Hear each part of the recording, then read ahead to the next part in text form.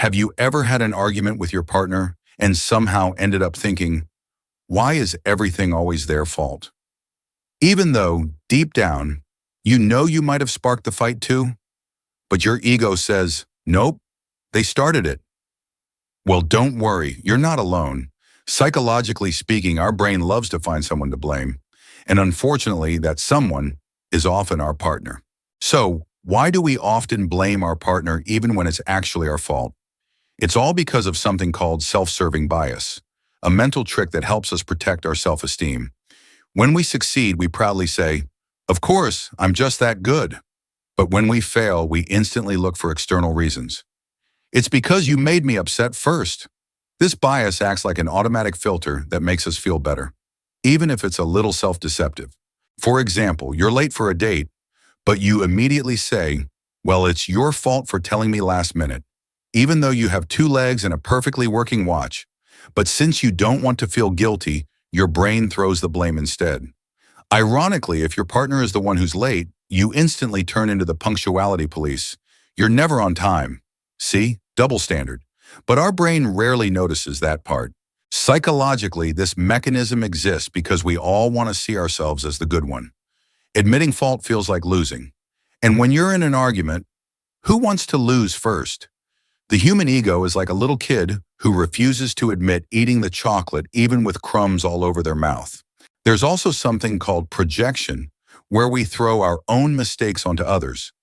Say you've been moody and irritable, but then you tell your partner, you're being too sensitive. That's just your brain trying to redirect the spotlight away from your own behavior. It's a sneaky little survival move to dodge guilt. In fact, a study published in the Journal of Personality and Social Psychology found that in romantic relationships, people tend to exaggerate their partner's mistakes while minimizing their own. Basically, we use a magnifying glass for others' flaws and a blurry mirror for our own. Imagine you and your partner arguing about dirty dishes. You say, you never wash the dishes, but your breakfast plate from 2 days ago is still in the sink.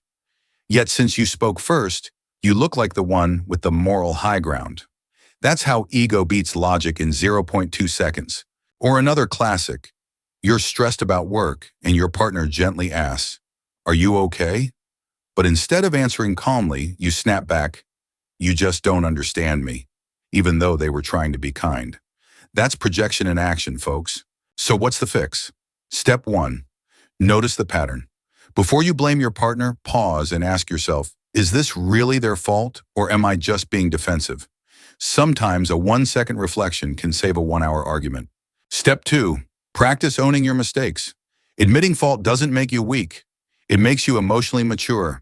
And trust me, your partner will respect you more for it. Finally, remember this. Relationships aren't competitions to prove who's right. They're collaborations between 2 imperfect people learning to grow together. So, next time you're mid-argument and about to say, you always, stop for a second, take a deep breath, and think, or maybe, I had a part in this too. If you can start catching yourself there, congrats. You're already wiser than your old self. And hey, if you love this kind of psychology talk that uncovers the little secrets behind our relationship behaviors, don't forget to hit that subscribe button, turn on the notification bell, and give this video a thumbs up so I know you want more. See you in the next one, and may your relationship be filled with more understanding and less blaming.